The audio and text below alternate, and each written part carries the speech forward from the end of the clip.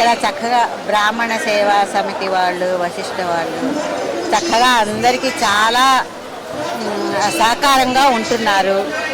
అందరి సంబంధాలు తాపత్రపడి ఒకటికి 2-3 సార్లు చదివి అందరినీ ఇంప్రెస్ చేసేసి కొంచెం చేసుకోండి, శాఖాభేదం లేకుండా అన్నీ చెప్తున్నారు. కొంతమంది ఓకే అంటున్నారు, కొంతమంది ఎవరి ఇది వాళ్ళది. కొంచెం శాఖ పట్టింపు లేకుండా చక్కగా అందరూ చేసుకుంటే బాగుంటుంది.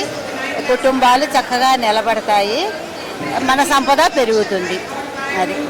అదే నా మనవి. చక్కగా బ్రాహ్మణ పరిచయ వేదిక అందరూ రండి, అందరికీ చాలా సంబంధాలు కుదురుతున్నాయి. మేము కూడా మా అబ్బాయి కోసం వచ్చాము. సంథింగ్ చూస్తూనే ఉన్నా, కొంచెం మాలుగా కుదిరేట్టుగానే ఉంటున్నాయి. ఇక తర్వాత దేవుడు అందరికీ సెటిల్ అయిపోతాయి అందరికీ అని నా ఇది. వచ్చేసి సార్ మీకు శాఖ పట్టింపు ఉందా సార్? గట్టిగా చప్పట్లు కొట్టండి. అమ్మాయి సాఫ్ట్వేర్ అయినా కానీ 6,000 నియోగులు ఎవరైనా పర్వాలేదు, శాఖ భేదం లేదంటున్నారు.